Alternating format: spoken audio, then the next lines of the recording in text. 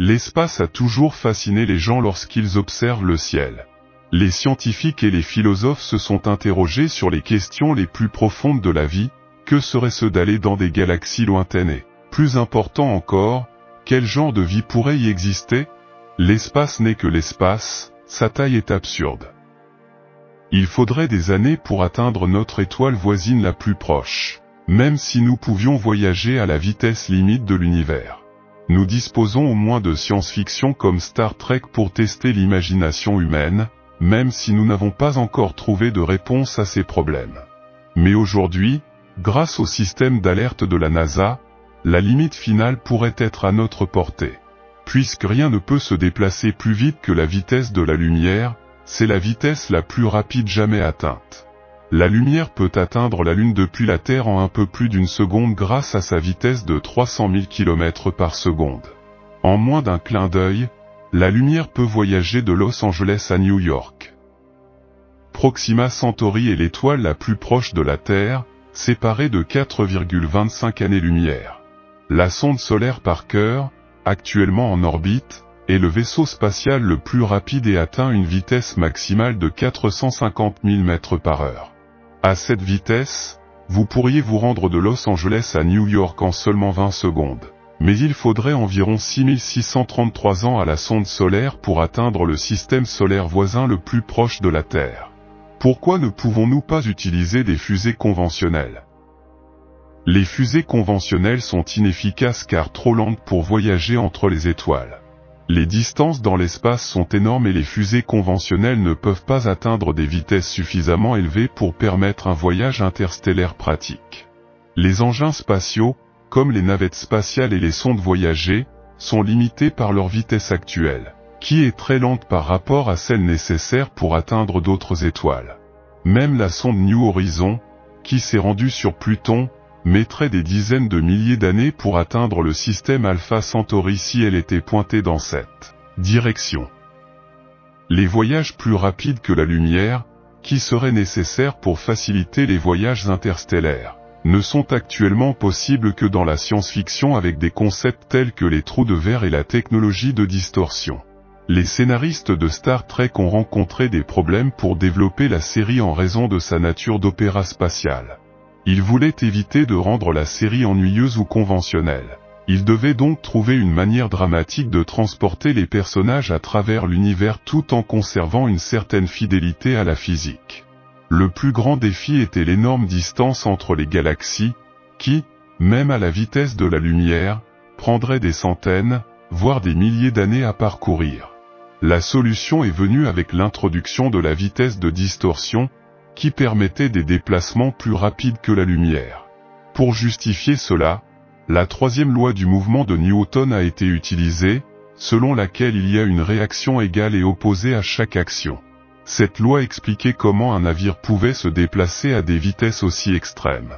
Lorsque vous accélérez dans une voiture ou volez dans un avion, vous faites l'expérience de la troisième loi du mouvement de Newton.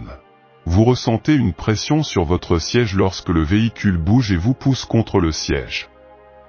Ceci est similaire à ce qui se passe sur le vaisseau Enterprise de Star Trek. Cependant, si le navire se déplaçait à une vitesse proche de la lumière, les personnes à bord seraient écrasées en raison de la différence de masse entre elles et le navire. Pour résoudre ce problème, nous nous tournons vers les théories d'Einstein sur l'espace et le temps, qui nous permettent de surmonter les limitations de la vitesse de la lumière. Selon Einstein, la vitesse de la lumière est constante pour tous les observateurs et le temps est relatif, ce qui signifie qu'il ralentit à mesure que l'on s'approche de la vitesse de la lumière. Cela a été démontré par des expériences avec des horloges atomiques sur des fusées rapides. Pour l'équipage de l'Enterprise, le temps s'écoulerait plus lentement, ce qui leur permettrait de parcourir des distances cosmiques dans un laps de temps raisonnable. Cependant, ils sont toujours confrontés au défi de rester en phase avec le temps de la Fédération pour gérer une civilisation interplanétaire. Le vaisseau doit voyager plus vite que la lumière pour être efficace dans ses voyages spatiaux. Selon la théorie de la relativité restreinte d'Einstein, voyager plus vite que la lumière n'est pas possible. Cependant, la théorie de la relativité générale nous offre une perspective différente. Dans cette théorie, l'espace et le temps peuvent être influencés par la gravité et déformés. Si nous pouvions contrôler l'espace-temps et créer une courbure, nous pourrions éviter de devoir voyager à la vitesse de la lumière. L'entreprise dans Star Trek utilise un moteur de distorsion qui génère une bulle de distorsion autour du vaisseau. Cela permet au vaisseau de se déplacer localement à des vitesses modestes tout en déformant l'espace-temps, maintenant ainsi la synchronisation entre son point de départ et sa destination. Bien que dans notre réalité actuelle, nous ne puissions pas courber l'espace et le temps, dans le monde fictif de Star Trek, cette technologie est possible grâce à l'utilisation d'un composé appelé dilithium et d'un moteur de courbure. Le navire et son équipage sont protégés par cette bulle de courbure lorsqu'ils naviguent dans l'espace. En 1994, le physicien Miguel Alcubierre a proposé l'idée de compresser l'espace-temps devant un vaisseau spatial et de l'étendre derrière lui, ce qui permettrait de voyager à des vitesses supérieures à la lumière sans violer les règles de la relativité.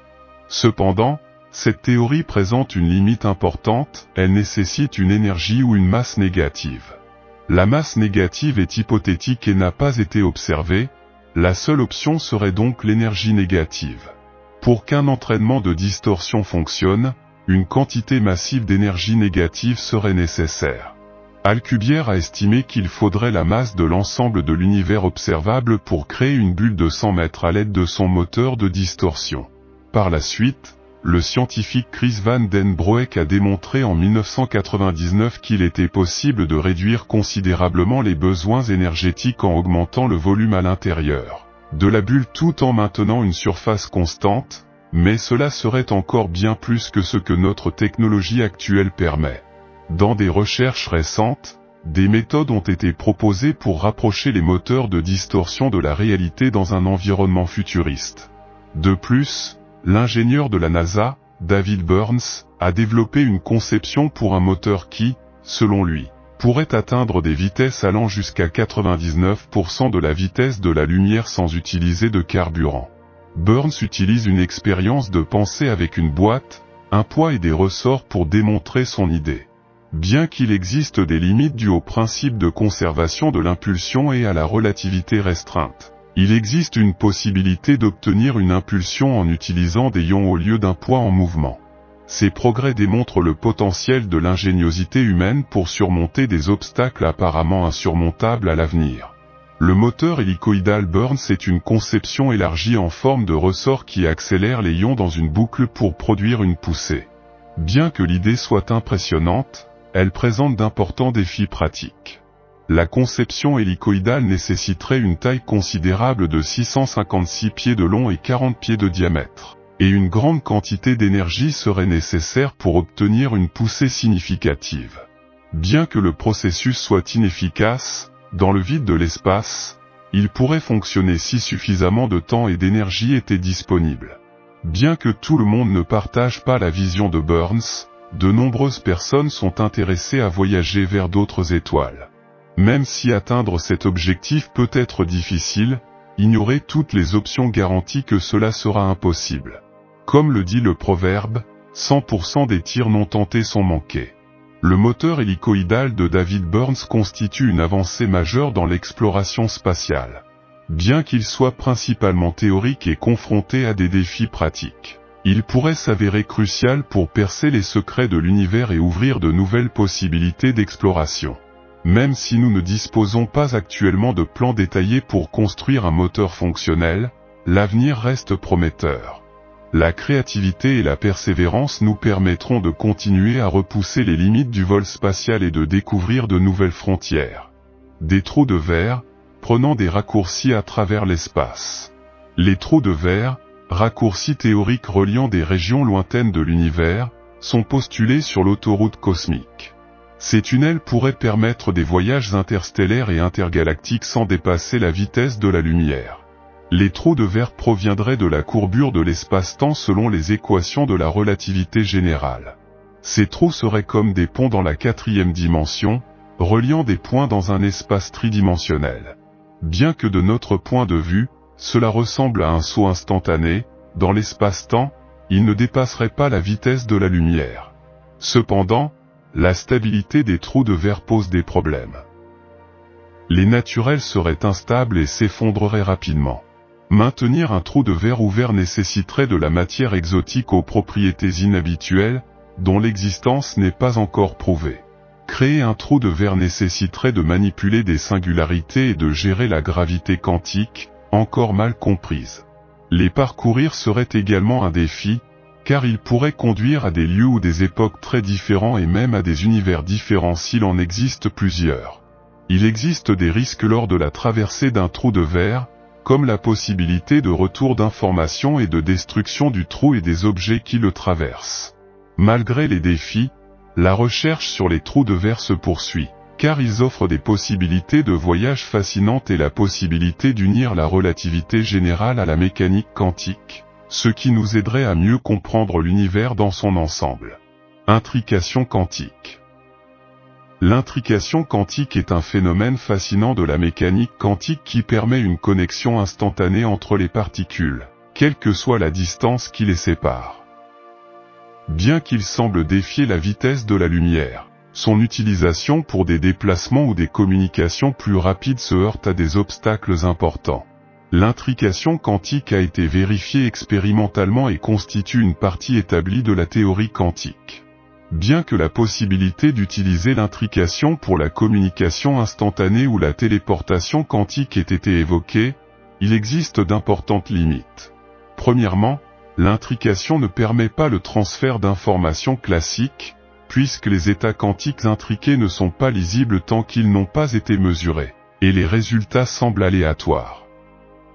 Deuxièmement, mesurer ou manipuler un système quantique effondre généralement l'intrication, ce qui rend difficile sa maintenance sur de longues distances. Enfin, le théorème de non-communication en mécanique quantique stipule qu'il est impossible de transmettre des informations classiques via un seul canal quantique. Bien que l'intrication quantique ait des applications dans l'informatique quantique et la cryptographie, son utilité pour les voyages ou les communications plus rapides que la lumière est très improbable, d'après nos connaissances actuelles. Bien que fascinante pour comprendre le monde quantique, son application pratique à cet égard se heurte à des défis insurmontables. Les hypothétiques tachyons. Les tachyons sont des particules hypothétiques qui pourraient voyager plus vite que la lumière. Son nom vient du mot grec, tachy, qui signifie « rapide ».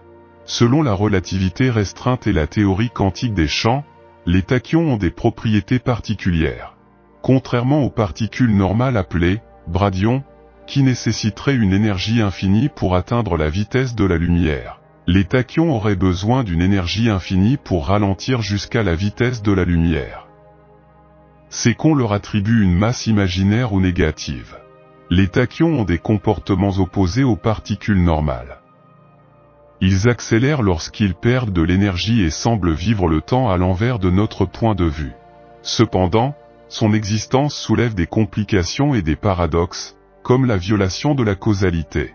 Bien que des preuves de la présence de tachyons aient été recherchées pendant des décennies, aucune n'a été trouvée. Les phénomènes qui leur étaient attribués dans le passé se sont révélés être des erreurs expérimentales. Son apparition dans une théorie indique généralement une instabilité.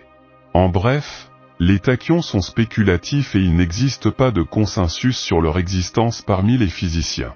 D'après notre compréhension actuelle des lois de la physique, il est peu probable que des particules plus rapides que la lumière existent. Cependant, si le contraire était prouvé à l'avenir, cela nécessiterait des changements fondamentaux dans nos théories actuelles. L'énergie négative comme carburant, pour des voyages plus rapides que la lumière. L'énergie négative, un concept intrigant issu de la physique quantique et de la relativité générale, pourrait être la clé d'un voyage plus rapide que la lumière. Bien que l'énergie négative n'existe pas en physique classique, en mécanique quantique elle est autorisée sous certaines conditions. Un exemple d'énergie négative est l'effet Casimir, où deux plaques métalliques non chargées subissent une force d'attraction due à la présence d'énergie négative entre elles dans le vide. L'énergie négative est appliquée lors de déplacements plus rapides que la lumière, tels que les entraînements de distorsion et les trous de verre. Le moteur Alcubierre, par exemple, utilise de l'énergie négative pour créer une bulle d'espace-temps déformée et se déplacer à des vitesses supraluminiques. Cependant, l'utilisation d'énergie négative présente des défis importants. Premièrement, la production et la stabilisation d'une quantité importante d'énergie négative à long terme sont actuellement inaccessibles. De plus, son existence suscite des inquiétudes quant à la violation des conditions énergétiques fondamentales et à la possibilité d'effets paradoxaux, tels que le voyage dans le temps ou la création de machines à mouvement perpétuel. De plus, le principe de l'intérêt quantique suggère que l'accumulation d'énergie négative conduit à la génération d'impulsions massives d'énergie positive, annulant l'effet souhaité. Malgré ces défis, la recherche sur les énergies négatives continue d'inspirer les scientifiques. Même si nous n'en comprenons pas encore pleinement la nature, son étude pourrait avoir un impact révolutionnaire sur les voyages spatiaux et la production d'énergie. Vaincre la lumière, grâce au voyage dans le temps. Le voyage dans le temps consiste à se déplacer dans le temps plutôt qu'à une vitesse supérieure à la vitesse de la lumière. Selon Einstein, le temps et l'espace sont intimement liés dans l'espace-temps.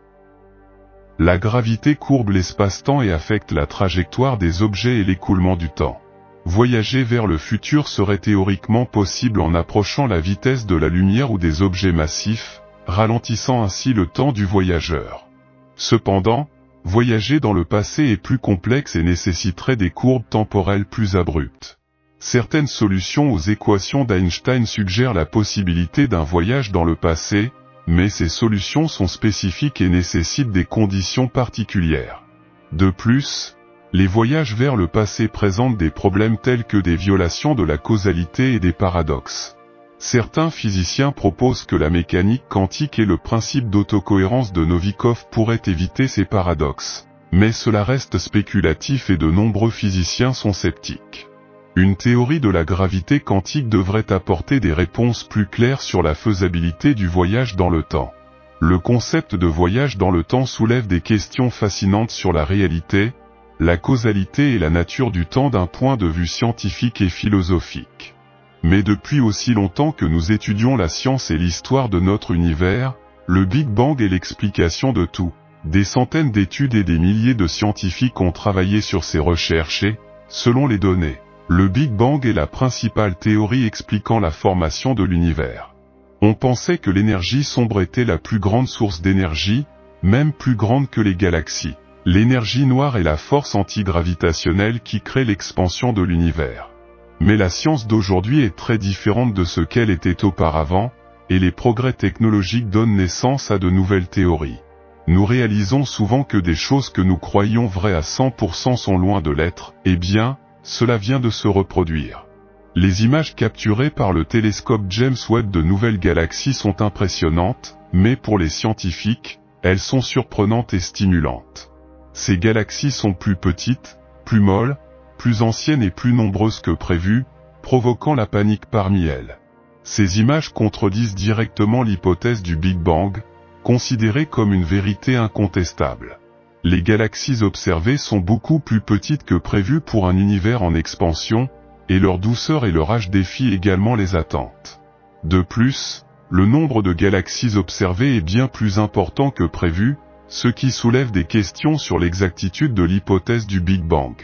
Selon la théorie du Big Bang, au début de l'univers, toute la matière, l'énergie et les blocs fondamentaux du cosmos étaient compressés en un point extrêmement petit et dense. Appelée singularité, la densité infinie au sein de la singularité impliquait une énorme quantité de masse et d'énergie concentrée dans un espace minuscule. L'univers a ensuite connu une expansion et une inflation pendant environ 13,7 milliards d'années, conduisant à la formation de galaxies, d'étoiles et d'autres structures cosmiques. L'inflation cosmique a joué un rôle clé en aplanissant les irrégularités, en homogénéisant la répartition de la matière et de l'énergie et en ouvrant la voie à l'évolution de l'univers tel que nous le connaissons aujourd'hui. À mesure que l'univers s'étendait, son taux d'expansion ralentissait, mais il continuait à s'étendre de manière mesurable, ce qu'on appelle l'expansion cosmique. Cette expansion a été observée grâce au redshift de la lumière provenant de galaxies lointaines. Au cours de ce processus, depuis le Big Bang, l'univers a subi des transformations et la nucléosynthèse, la création d'éléments légers comme l'hydrogène et l'hélium. Ces éléments ont jeté les bases de la formation d'étoiles, de galaxies et de structures cosmiques plus complexes. L'existence du rayonnement de fond cosmique, CMB, est une preuve significative de la théorie du Big Bang, car elle s'aligne sur ses prédictions et conforte l'idée selon laquelle l'univers était dans un état chaud et dense avant son expansion. Prises ensemble, ces preuves fournissent un solide soutien à la théorie du Big Bang. Le rayonnement de fond cosmique, CMB, nous offre une fenêtre sur les débuts de l'univers, confirmant la théorie du Big Bang comme l'explication la plus précise de ses origines. Plusieurs éléments de preuve soutiennent cette théorie, comme le redshift dans les galaxies lointaines, qui montre l'expansion continue de l'univers. De plus, l'abondance des éléments légers et la répartition des galaxies à grande échelle concordent également avec les prédictions du Big Bang. La force gravitationnelle a joué un rôle essentiel dans la répartition de la matière et la formation des galaxies, et la structure filamentaire et en réseau que nous observons correspond aux effets gravitationnels prédits par la théorie. Ensemble, ces preuves soutiennent l'idée selon laquelle l'univers a commencé dans un état chaud et dense et a évolué au fil de son expansion sur des milliards d'années. Les images du télescope spatial James Webb remettent en question ce que pensaient les théoriciens du Big Bang sur la croissance des galaxies. On s'attendait à ce que les petites galaxies évoluent en galaxies plus grandes par collision et fusion, mais les observations montrent des galaxies lisses et bien organisées, remettant en question la fréquence de ces processus. Cela suggère que les galaxies n'ont jamais été petites au départ. De plus, l'illusion d'optique prédite par l'expansion de l'univers, où les objets paraissent plus petits avec la distance, n'a pas été trouvée. Quant aux étoiles, leur couleur peut aider à déterminer leur âge, puisque leur durée de vie est liée à la quantité de carburant qu'elles brûlent. Le télescope spatial James Webb a observé des galaxies lointaines qui semblent plus anciennes que prévu selon la théorie du Big Bang. Certaines de ces galaxies présentent des populations stellaires vieilles de plus d'1 milliard d'années, ce qui contredit l'idée selon laquelle rien n'aurait dû exister avant le Big Bang lui-même. De plus, les images de James Webb ont révélé un grand nombre de galaxies massives, remettant en question l'hypothèse selon laquelle le nombre de galaxies diminuait avec la distance dans le passé. Ces résultats remettent en question la plausibilité de la théorie du Big Bang. Il est intéressant de noter que la théorie du Big Bang présente 16 prédictions incorrectes dans la littérature scientifique, ce qui est significatif. Par exemple, l'estimation de l'abondance de l'hélium et du lithium est plus élevée que prévu, et il existe des phénomènes inexpliqués, comme l'absence de l'illusion attendue de la taille des objets à mesure que la distance augmente. Malgré ces contradictions, les critiques de la théorie n'ont pas été largement diffusées dans les médias, peut-être en raison de la résistance de certains groupes et de la dépendance au financement de la recherche en cosmologie provenant de sources contrôlées par les partisans de la théorie du Big Bang. Cette situation peut rendre difficile l'obtention de financement pour des recherches alternatives et entraver les progrès scientifiques dans l'exploration d'autres théories. Il y a des années, si les chercheurs pouvaient financer leurs propres recherches en cosmologie, ils avaient encore la possibilité de publier des articles hérétiques. Cependant, le système les a également bloqués. Ces documents étaient souvent ignorés par la communauté cosmologique établie. Alors que la crise dans le domaine de la cosmologie est devenue évidente en 2019, l'establishment cosmologique s'est mobilisé pour protéger la théorie ratée du Big Bang par la censure, car elle manque de défense alternative. Il est désormais devenu extrêmement difficile de publier des articles critiques à l'égard de la théorie du Big Bang dans des revues astronomiques. Même si quelqu'un écrivait un document, il ne verrait probablement jamais le jour. Cela nous amène à un carrefour. Si la théorie du Big Bang n'est pas vraiment exacte, comment l'univers a-t-il pu se former? Étonnamment, certaines théories pourraient tout expliquer. La théorie de l'état stationnaire est l'une des plus populaires et propose une explication alternative de la nature et de l'origine de l'univers. Selon cette théorie, l'univers est dans un état perpétuel et immuable, ce qui signifie qu'il a toujours existé et qu'il continuera d'exister indéfiniment. Contrairement à la théorie du Big Bang, qui suggère un point auquel l'univers a commencé, la théorie de l'état stationnaire suggère qu'il a toujours été là. L'un des aspects clés de cette théorie est le concept de création continue, qui propose que de la matière soit constamment créée dans tout l'univers pour compenser l'expansion apparente de l'espace. En d'autres termes, à mesure que les galaxies et autres objets célestes s'éloignent les uns des autres, de la nouvelle matière est continuellement générée pour remplir les espaces vides et maintenir une densité de matière constante dans l'univers. Cette idée de création continue sert à expliquer l'expansion observée de l'univers sans avoir besoin d'un événement singulier comme le Big Bang. Une autre théorie est celle de l'inflationnisme éternel, qui introduit l'idée que notre univers n'est qu'un composant d'un multivers beaucoup plus vaste. Selon cette théorie, le multivers est constitué de nombreuses bulles d'univers, chacune avec son propre ensemble unique de lois et de propriétés physiques. Ces bulles universelles existent côte à côte, occupant des régions distinctes au sein du multivers plus large. L'élément clé de la théorie de l'inflationnisme éternel est l'inflation, qui fait référence à l'expansion rapide de l'univers qui se serait produite peu de temps après le Big Bang.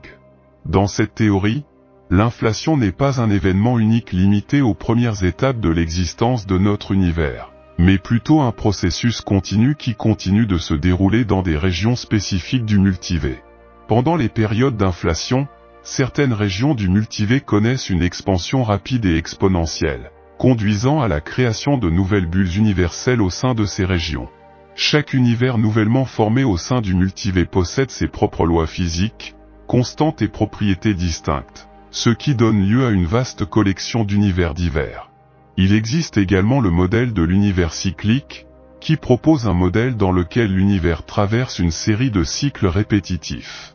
Chaque cycle commence par un Big Bang, une formidable explosion qui marque la naissance d'un nouvel univers, et se termine par un Big Crunch, un effondrement dramatique au cours duquel l'univers se contracte à nouveau dans un état très dense et chaud.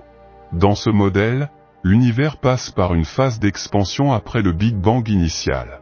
Au cours de cette expansion, des galaxies, des étoiles et d'autres structures cosmiques se forment et l'univers devient progressivement plus grand et moins dense. Mais l'expansion finit par ralentir et s'inverser en raison de la force de gravité exercée par la matière et l'énergie dans l'univers. À mesure que l'expansion ralentit, l'univers entre dans une phase de contraction connue sous le nom de Big Crunch. Au cours de cette phase, l'univers devient de plus en plus compressé et dense, conduisant à un état très compact. En fin de compte, toute la matière et l'énergie de l'univers sont concentrées dans une singularité, un point de densité et de température infinie. Après le Big Crunch, un nouveau cycle commence avec un autre Big Bang, et le processus se répète, conduisant à un cycle éternel d'expansion, de contraction et de renaissance. Ces théories offrent des explications intéressantes sur l'existence de multiples univers et sur la diversité remarquable observée dans notre propre univers. Serait-ce la preuve définitive dont nous avons besoin pour démystifier la théorie du Big Bang? Faites-nous savoir de quel côté de l'argument vous vous situez dans les commentaires ci-dessous. Si vous avez aimé cette vidéo, mettez un j'aime et comme toujours, à bientôt dans la prochaine.